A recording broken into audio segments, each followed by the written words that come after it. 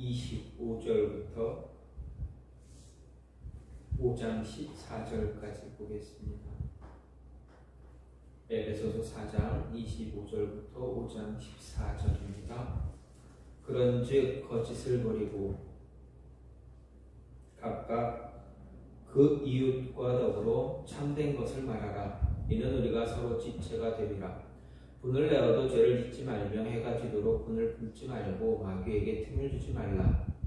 도둑질하는 자는 다시 도둑질하지 말고 돌이켜 가난한 자에게 구제할 수 있도록 자기 손으로 수고하여 선한 일을 하라. 무릇 더러운 말은 너희 입 밖에도 내지 말고 오직 선한 말을 하여 듣는 자들에게 은혜를 끼치게 하라.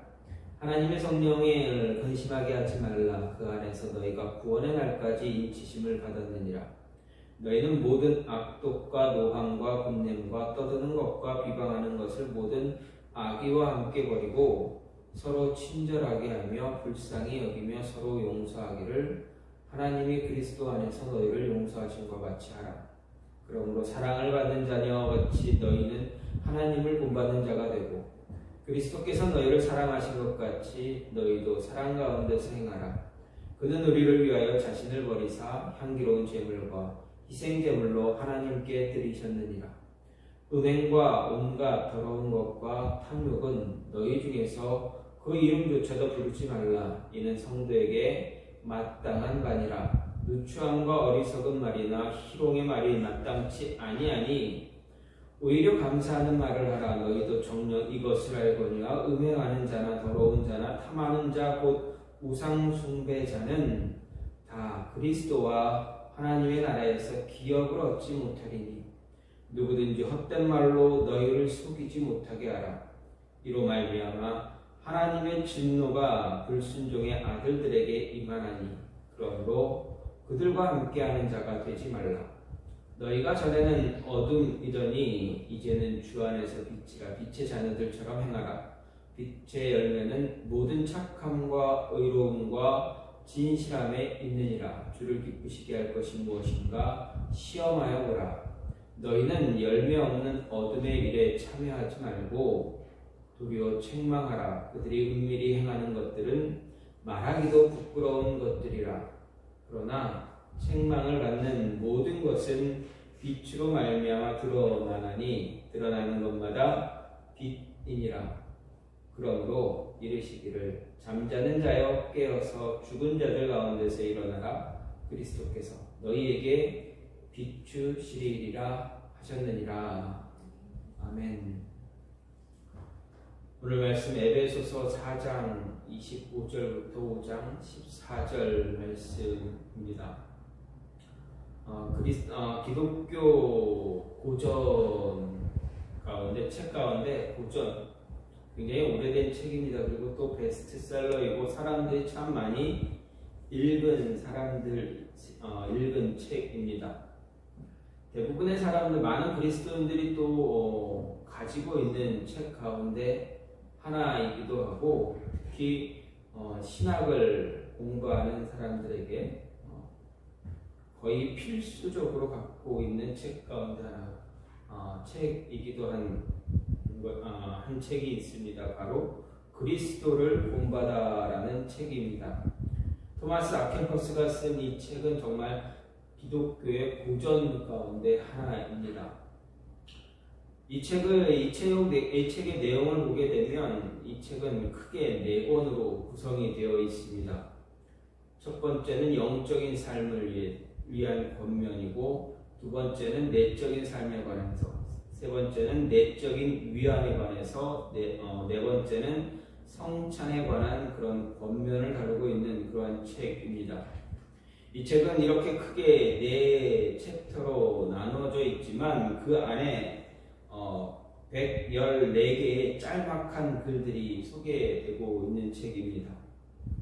이 책의 주제 제목과 같습니다. 그리스도를 본받고 그리스도를 따라 사는 것, 즉 본받아 사는 것, 그것이 바로 주제입니다. 그리스도의 삶과 사역에 드러난 경건의 모양을 다각도로 조명하고 있는데, 정말 그의 제자가 되길 원한다, 예수님의 제자가 되길 원한다면 예수님의 행실을 본받고 모방해서 살아가라라는 것이 이 책을 쓴 사람의 이야기입니다. 정말 너희가 그리스도를 믿고 예수님을 믿고 다시 태어나서 예수님처럼 살아가길 원한다면, 아니 그리스도의 예수님의 제자 그리스도인이길 원한다면 그리스도의 삶을 모방하면서 살아가라라는 것이 이 책의 내용입니다. 오늘 말씀도 바울이 이야기합니다. 너희는 그리스도인 된 너희는 그리스도의 제자, 그리스도를 본받아 살아가는 자가 되어줘야 한다. 어떻게 하면 그렇게 살아갈 수 있느냐? 오늘 말씀을 통해서 이야기해주고 있습니다. 먼저 선한 일을 행하는 삶을 살다 보면 그리스도를 본받는 자가 된다라고 이야기합니다. 하나님을 본받는 삶 살아가기 위해서 바울이 가장 먼저 이야기한 것이 선한 일을 행하는 삶입니다. 그 말씀이 25절부터 28절 가운데 있습니다. 그 말씀을 잠깐 다시 한번 보게 되면, 그런즉 거짓을 버리고 각각 그 이웃과 더불어 참된 것을 말하라. 이는 우리가 서로 지체가 됨이라. 분을 내셔도 죄를 짓지 말며 해가 지도록 분을 품지 말고 마귀에게 틈을 주지 말라. 도둑질하는 자는 다시 도둑질하지 말고 돌이켜 가난한 자에게 구제할 수 있도록 자기 손으로 수고하여 선한 일을 하라. 이렇게 바울이 말합니다. 즉 다시 말해서 바울이 말한 선한 일, 선한 삶은 무엇입니까? 가장 먼저는 거짓을 버리는 것입니다. 새 사람의 옷을 입은 사람, 그리스도인이 된 자에게 가장 먼저 가장 크게 나타나야 될 특징이 뭐냐? 거짓을 버리라는 것입니다. 도덕적인 사람이기 때문에 거짓을 버리는 것이 아니라 그리스도의 옷을 입었기 때문에 하나님의 의와 진리의 거룩함의 옷을 입게 되니 예전에 입었던 그 거짓된 옷을 벗어버리게 된다라는 것입니다. 거짓의 옷을 벗어버리고 새롭게 의와 진리의 거룩함의 옷을 입는 것, 그것이 바로 선한 일을 행하는 삶이다라고 바울이 말하는 것입니다. 의와 진리에 의해서 새롭게 지음받은 성도가 되었기에 늘 진리 안에서 살아야 합니다. 진리 안에서 살아간다는 것, 그것은 거짓과 멀어진 삶을 산다는 것입니다. 특히 성도가 거짓을 멀리하는 이유 무엇입니까? 거짓은 마귀의 특징이기 때문에 그렇습니다. 예수님은 거짓에 대해서 이렇게 말씀하셨습니다. 요한복음 8장 44절 말씀을 보게 되면, 너희는 너희 아비 마귀에게서 났으니 너희 아비의 욕심을 너희도 행하고자 하느니라. 너는 처음부터 살인한 자여 진리가 그 속에 없으므로 진리에 서지 못하고 거짓을 말할 때마다 제 것으로 말하나니 이는 저가 거짓말쟁이요 거짓의 아비가 되었다라고 말씀하셨습니다. 그래서 거짓을 버리는 것, 선한 일을 행하는 삶의 첫 번째 가장 큰 특징이 됩니다. 또 한 가지는 무엇입니까? 분을 내지 않는 것입니다. 화내지 말라는 것입니다. 화를 내면서 분노하는 그런 삶, 그리스도인에게 올바른 좋은 모습 아니다라는 것입니다. 그래서 26절 말씀을 보면 분을 내어도 이렇게 이야기합니다. 26, 분을 내어도 이 말 무엇입니까? 우리가 분노할 수는 있겠지만 그리스도인들도 아예 분노하지 말아라, 분노하면 안 된다라는 말이 아니라 분노는 할 수 있지만 그 분을 내는 것이 무엇을 위해서 분을 내느냐, 분노하느냐라는 것입니다. 바울이 말하는 것은 공의로운 분노를 이야기합니다. 즉 잘못된 것, 그것을 고쳐야 할 것, 죄에 관한 것, 그런 것에 대해서 분노해야지 엉뚱한 것에 분노하지 말아라 이야기합니다. 그리고 그러한 공의로운 분노도 오래 간직하지 말아라, 오래 갖지 말아라. 최대한 빨리 그 분노를 없애라 라는 것이 바울의 이야기입니다. 그래서 해가 지도록 품지 말아라, 그 분노 품지 말아라.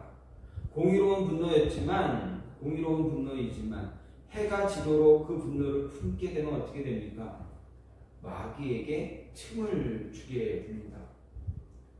의로운 것을 위해서 화를 내고 분노했는데 그게 계속 시간이 오래가고 오래가다 보면 어떻게 됩니까? 처음 시작된 그 모습과 달라진 모습이 나타나기 때문에 그렇습니다. 처음엔 의로운 분노였지만 나중에는 그 의로운 분노였는지 무엇 때문에 분노하게 되는지 그 색깔을 잃어버리게 된다라는 것입니다. 이렇게 오래 해가 지도록 품지 말고 오래 간직하지 말아라 라는 것입니다. 또 선한 삶을 살려면 어떻게 됩니까? 작은 실수나 잘못을 빌미로 사람을 지나치게 헐뜯거나 깎아내리는 일 갖지 말아야 합니다.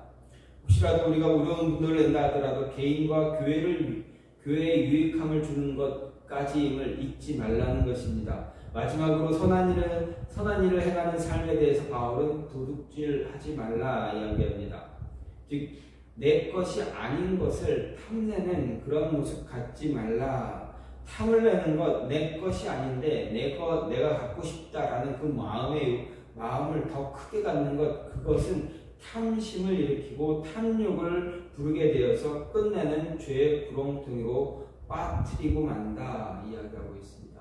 절제하지 못하게 만들기 때문에 절제하지 못하니 어떻게 합니까? 만족함을 누리지 못합니다.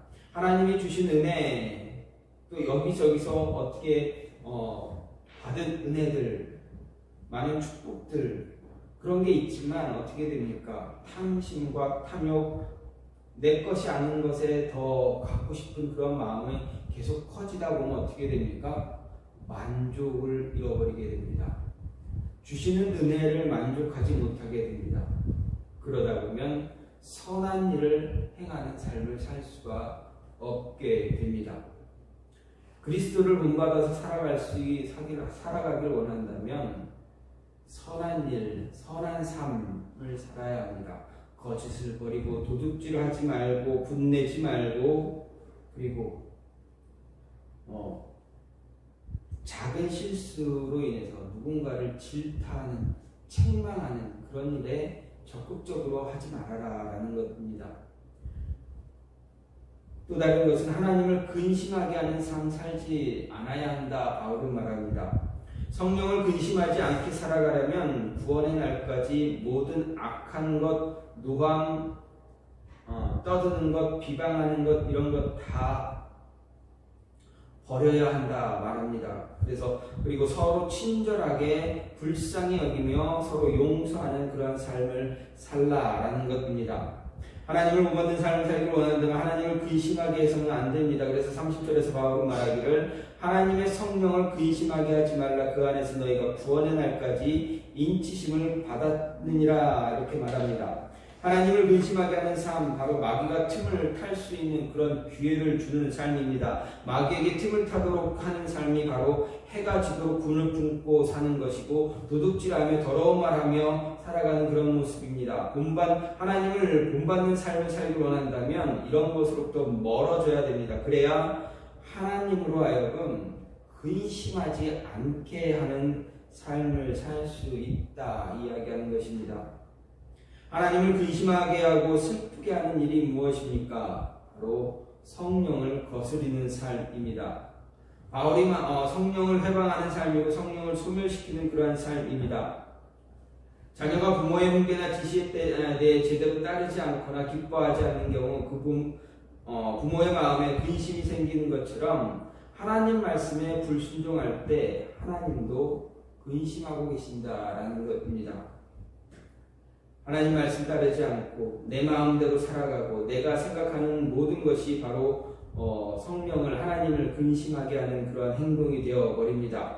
하나님은 우리를 사용하시길 원하십니다. 우리가 그것을 거절할 때 근심하시게 됩니다. 다시 말해서 하나님은 우리 각자 개개인의 삶의 주권자가 되길 원하지만 우리가 이것을 거절하게 될 때 이 사실을 망각하고 살아가게 될 때 하나님께서는 근심하신다라는 것입니다. 오순절 성령 강림 사건이 일어났습니다. 예수님이 십자가에서 죽으시고 3일 만에 부활하신 뒤 40일 이후에 승천하셨습니다. 그리고 50일 뒤에 성령 강림의 사건이 일어납니다. 우리는 이때를 오순절 성령 강림 사건이다 말합니다. 이 오순절, 왜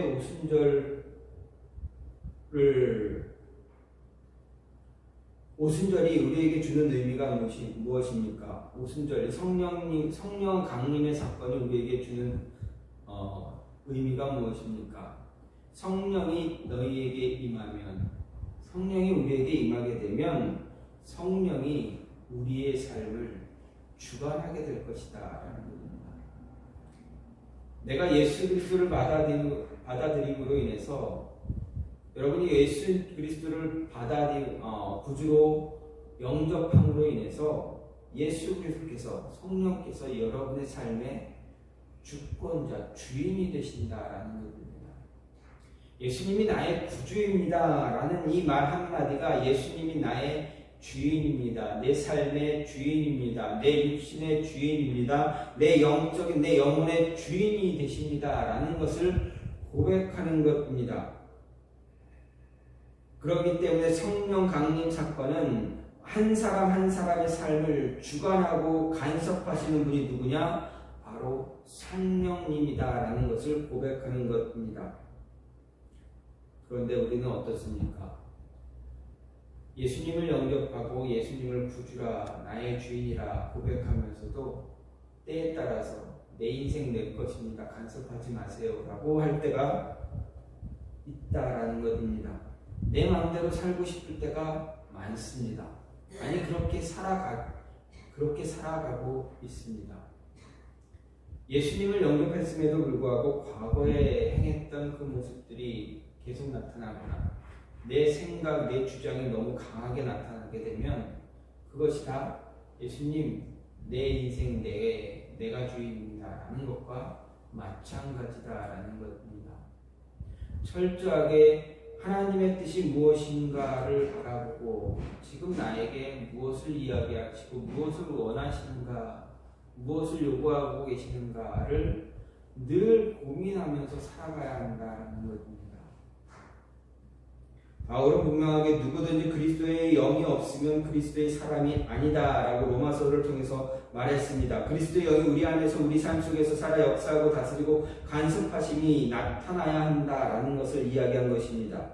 새로 지음받은 사람이라면 삶의 주인의 자리를 내 것이다 라고 고집 부리지 말고 모든 것을 하나님께, 그리스도께 내려놓아야 합니다. 끝까지 내 삶, 내가 원하는 대로 고집을 피운다면 내 인생은 나의 것이라는 고집을 부린다면 하나님을 믿지만, 예수 그리스도를 영접했지만 예수 그리스도로 하여금 그냥 지켜만 보게 하는 방관자로 구경꾼으로 만들어 버린다라는 것입니다. 그때 하나님은, 성령은 근심하게 됩니다. 따라서 성령을 근심하지 않게 하는 것, 그것이 바로 그리스도를 본받아 살아가는 삶이다라는 것입니다. 생각해 보십시오. 예수님께서 지상에서 살아가시는 그 순간 33년 동안 과연 성령을 근심하게 한 모습이 있었는가 하는 것입니다. 아무리 성경을 찾아보아도, 아무리 많은 역사를 뒤져보아도, 문서들을 바라보아도 예수님께서 성령을 근심하게 했다라는 내용은, 그러한 근거는 어디에서든지 찾아볼 수가 없다라는 것입니다. 예수님을 따라 그리스도를 본받아 그 삶을 모방하면서 살아가는 삶은 성령을 근심하게 하는 삶이 아니다라는 것입니다. 마지막으로 빛의 자녀로 살아야 한다, 바울은 이야기합니다. 그리스도를 본받아 살아가는 삶, 그리스도처럼 살아가야 합니다. 빛의 자녀로 살아가야 합니다. 5장 8절 말씀을 보면 너희가 전에는 어둠이더니 이제는 주 안에서 빛이라, 빛의 자녀들처럼 행하라 이렇게 말합니다. 이것은 그리스도인들의 외적인 삶의 변화가 일어나야 한다라는 것을 말합니다. 예수님을 믿었으면, 예수님을 구주로 영접했으면 행동의 삶의 변화가 나타나야 한다라는 것입니다. 그 행동의 변화가 어디까지 가야 하는가? 이 8절에서 이야기합니다. 바울은 앞에서 그리스도인들이 버려야 할 것이 무엇인가를 이야기했습니다. 무엇입니까? 바로 음행입니다. 온갖 더러운 것, 탐욕, 누추함, 어리석은 말, 희롱하는 말, 이런 것들이 다 버려야 할 것이다 라는 것입니다. 왜냐하면 이런 것들은 당시 헬라 세계에서 보편적인 죄였고 일상화되어 있는 죄의 모습으로 나타났던 행동들입니다. 사도 바울은 이런 것들을 제거해야만 그리스도인다운 삶을 살아갈 수 있다 강하게 말하고 있습니다. 특히 그리스도인다운 삶을 살아갈 때 빛의 자녀와 같이 살아야 한다 말합니다. 그렇습니다. 새 사람을 입은 성도라면 우리의 행동이 도달해 있어야 할 변화는 그저 부정적인 일들을 그치는 정도가 아니라 부정적인 일들을, 그런 행동을 그만두는 것, 그것으로 멈추는 것이 아니라 그 이상의 경지로 나아가야 한다. 그 경지가 무엇이냐? 빛의 자녀라는 것입니다. 다시 말해서 세상이 우리를 볼 때, 저와 여러분을 볼 때, 저와 여러분을 통해서 빛을 볼 수 있어야 합니다. 우리는 빛을 비추어야만 합니다. 우리 삶을 통해서 빛이 되시는 예수 그리스도 하나님을 볼 수 있는 그런 모습 가져야 합니다. 그리스도처럼 살아야 빛의 삶을 살 수가 있게 됩니다. 예수님이 세상에 살아계실 때 행하셨던 그 모습 그대로 본받고 모방해서 살아가야 한다는 이야기입니다. 그러면 빛의 자녀로 살아가기 위한 경지, 어떤 경지인가? 모든 착함과 의로움과 진실함에 있다라고 바울은 9절에서 이야기합니다. 빛의 자녀로 살아가기 위한 경지, 모든 착함이고 의로움이고 진실함이다 이야기합니다. 이러한 삶에 대해서 과거 유명한 설교자인 크리소스톰은 말합니다. 이 빛의 열매를 성령의 열매다 말하고 있습니다. 크리소스톰이 이것을 성령의 열매로 보는 그 이유를 갈라디아서 5장 22절에서 언급하고 있습니다. 그는 사랑과 희락과 화평과 오래참음과 자비와 양선과 충성과 온유와 절제, 이 성령의 9가지 열매는 착함과 의로움과 진실함을 말하는 그러한 구체적인 모습이다 이야기하고 있습니다. 누가 말하던 빛의 자녀로 살아가기 위한 그런 모습은 바로 이런 모습이, 이렇게 성령의 열매를 맺던 모든 착함, 의로움, 진실함으로 살아가든 어떤 삶을 살든 어떻게 됩니까? 이러한 삶을 살게 되면 우리를 통해서 예수 그리스도의 삶이, 예수 그리스도의 빛이 드러나게 된다라는 것입니다. 하나님을 본받는 삶을 살아가려면 빛의 자녀가 되어줘야 합니다. 빛의 자녀가 되어서 빛을 비추며 살아가는 빛의 열매를 드러내려면 어떻게 해야 됩니까? 그냥 우리가 살아가는 삶에서 열심히 살아가면 됩니다. 유튜브를 쭉 보게 되면 쇼츠라는 그런 1분짜리 이렇게 영상들이 참 많이 돌고 있습니다. 그 가운데서 박영선 목사님 설교 쇼츠도 참 많이 올라오고 있습니다. 박영선 목사님이 이야기합니다. 그 목사님 말로는 이 성령의 열매, 그 성령의 열매가 어떻게 우리가 삶에서 어떻게 맺어야 되느냐, 그 성령의 열매는 뭐냐? 성경에서 말하는 사랑, 희락, 화평, 오래참음, 자비, 양성, 충성, 온유, 절제, 그리고 오늘 말씀의 본문에서 말하는, 바울이 말하는 착함, 의로움, 진실함, 이것이 우리의 삶에서 이런 것을 어떻게 맺을 수 있느냐?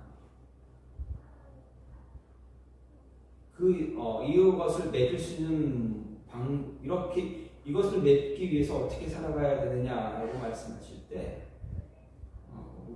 박영선 목사님은 그냥 그렇게 이야기하십니다. 너희가 살아가는 당신이 사는 그 삶에서 그냥 열심히 살면 된다라는 겁니다. 힘들게 살아 못 참고 힘들게 살아 지금 어떤 일을 하든 일하는 그 일터에서 그냥 계속 지금까지 변함없이 했던 모습 그대로 성실하게 꾸준하게 그냥 살아가는 것, 그것이 바로 성령의 열매다라는 것입니다. 그것이 빛의 자녀의 모습이다라는 것입니다. 거기서 아무리 힘들고 어려워도 불평불만하는 것보다는 거기서 열심히 이겨내고 승리하고 참고 부당한 대우가 있어도 그냥 참고 또 이겨내고 또 이겨내고 그렇게 해서 이기다가 그렇게 지쳐서 쓰러지고 지치고 힘들어서 쓰러져도 다시 일어나서 다시 또 이겨내고 그리고 또 가정에 돌아와서 또 가정에서 또 그 삶을 화목한 삶을 살기 위해서 애쓰는 그런 모습들, 사람과 만나서 애쓰려고 좋은 관계를 유지하기 위해서 끊임없이 애쓰는 모습들, 교회에서 성도 간의 교제를 하면서 그 교제의 화목함을 유지하기 위해서 양보도 하고 화도 나고 기분도 나쁘지만 그래 다 참고 있는 그런 모든 삶의 모습들이 다 빛의 자녀의 모습이다. 성령의 열매를 맺는 그것이 바로 성령의 열매다라고 이야기합니다. 여러분은 어떻게 생각하십니까? 성령의 열매 어떻게 생각하십니까? 우리는 과거에는 이 성령의 열매에 대해서 이야기할 때 굉장히 거창하고 정말 한 가지라도 맺게 되면 정말 성경의 큰 그 위대한 의인과 같은 믿음의 사람처럼 그런 모습이 되는 것 같았습니다. 그런 모습이 되어져야만 성령의 열매를 맺는다라고 할 때가 참 많았습니다. 근데 정작 그래서 그런 열매들을 묻는 그런 모습이 변화된 모습이 아닌 게 갖지 못하면 성령의 열매를 못 맺는 것처럼 죄인처럼 살아가는 그런 모습들을 참 많이 살아왔습니다. 신앙의 선배들이 그렇게 살기도 했습니다. 하지만 성령의 열매는 시간이 지나고 늘 과거 예수님 때, 또 바울이 말하는 그때, 또 지금 우리가 사는 이때 늘 동일하게 나타나는 열매입니다. 그러면 정말 내 신앙을 지키기 위해서 목숨을 버리는 것, 그것만이 성령의 열매가 아니라 지금 내가 살아가는 그 현장에서, 삶의 자리에서 그래서 내가 그 삶을 거기서 신앙을 지키기 위해서 애쓰는, 기도하고 말씀 보고 찬양하고 누군가에게 조금 더 좋은 이야기를, 성경의 이야기를 하기 위해서 권면하는 그런 모습들, 그것이 다 성령의 열매다라는 것입니다. 빛의 자녀로 살아가는 삶의 모습이다라는 것입니다. 이 모습이 우리의 삶에서 계속 한때만 잠시 반짝하고 나타나는 것이 아니라 끊임없이 유지되는 것, 그것이 진정한 빛의 자녀의 삶입니다. 성령의 열매를 맺으며 살아가는 삶입니다. 이 삶을 살아갈 때 우리는 예수 그리스도를 본받고 예수 그리스도를 모방하며 살아갈 수 있다라는 것입니다. 이런 삶이 저와 여러분의 삶에서 늘 계속 나타나길 간절히 소망합니다. 바울은 우리에게 그리스도를 본받는 삶, 그리스도처럼 살아가는 삶, 그리스도인이 됐으니, 그리스도인이 되었으니 예수님을 따라서 예수님의 삶을 살아야 되는, 그 삶을 본받아 살아야 된다 이야기하면서 그렇게 살기 위해서는 선한 삶을 살아야 한다 이야기합니다. 선한 삶을 살기 위해서는 거짓을 버리고